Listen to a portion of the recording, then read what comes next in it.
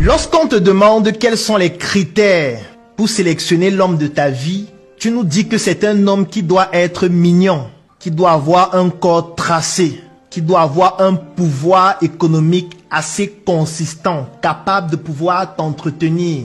Il doit avoir une belle maison, il doit avoir une belle voiture, il doit être charismatique, il doit sentir bon.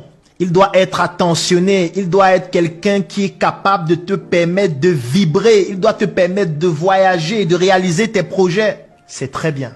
Mais est-ce que ton père sentait bon?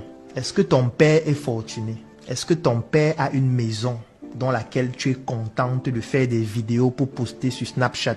Est-ce que les vidéos que tu postes souvent sur Instagram là, c'est dans la maison de ton père?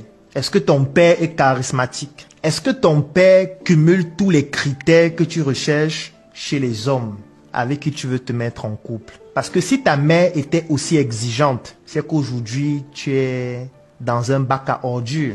Tu comprends ce que je veux dire? Lorsque tu es aussi exigeante, la première des choses, c'est de te rassurer si tu respectes les critères compatibles pour ce type d'homme. Parce que tu dois t'imaginer que tu n'es pas la seule femme qui a ce type de critères.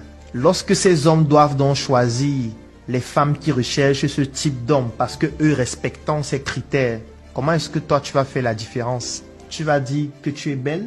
Aujourd'hui même les prostituées sont belles et elles coûtent moins cher. Fais juste l'expérience, connecte-toi sur TikTok, tu scrolles, tu vas voir plusieurs prostituées qui sont très belles, qui tournent les fesses et dont parfois le tarif commence à 5000 francs. Donc tu ne peux pas dire que tu es belle et c'est suffisant, puisque même les prostituées sont belles et elles coûtent moins cher que toi. Parce qu'il n'y a aucune prostituée qui va dire que je veux que tu sois riche, attentionné, que tu aies les tablettes de chocolat, que tu aies ta propre maison, que tu aies un bon boulot. Non. Une prostituée, si tu fais le dépôt, c'est suffisant et elle est belle. Donc tu ne peux pas dire que tu es belle, ce n'est pas suffisant. Qu'est-ce que tu mets d'autre sur la table? Est-ce que tu es ressortissante d'une bonne famille qui peut inspirer? Est-ce que tu as un bon parcours professionnel? Est-ce que tu as une bonne santé mentale? Est-ce que tu n'es pas ce genre de femme traumatisée qui va créer chez son partenaire, chez son mari des maladies mentales parce qu'elle-même en souffre? Est-ce que tu es une femme mariable? Est-ce que toi-même tu sais faire l'amour? Parce que les prostituées savent faire l'amour. Hein.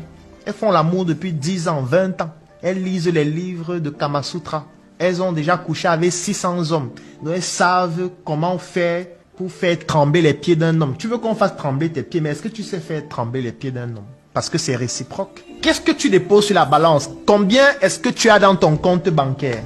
Tu gagnes combien par mois? Quelles sont tes activités professionnelles?